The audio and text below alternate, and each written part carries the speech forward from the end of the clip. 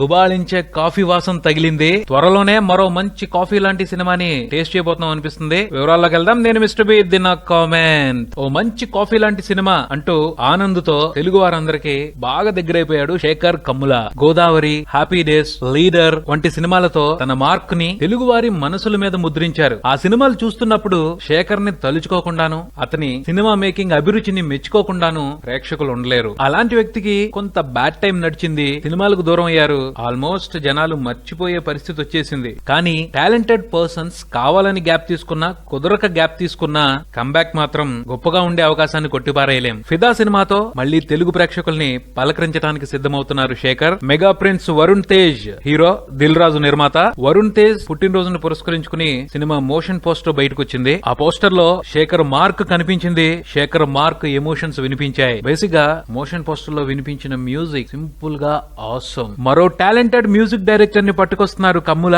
Shaktikant. 30 seconds beat తోనే మంచి feeling ఇచ్చారు. ఆ ఫీలింగే గమ్మత్తుగా భలే ఉంది అంటే శేఖర్ మరో ట్విస్ట్ ఇచ్చారు. లవ్ హేట్ లవ్ స్టోరీ అని కింద ఓ ట్యాగ్ పడేశారు. ఇంట్రెస్టింగ్ గా అనిపించింది. ఆనంద్ మాదిరి మరో క్యూట్ లవ్ స్టోరీని త్వరలోనే ఆస్వాదించబోతున్నామన్న అనుభూతి మోషన్ పోస్టర్ చూసిన తర్వాత అనిపించింది. అది మరి శేఖర్ గారి ప్లాన్స్ ఎలా ఉన్నాయో చూడాలి. మరిన్ని అప్డేట్స్ కోసం కీప్ వాచింగ్ మారుతి టాకీస్.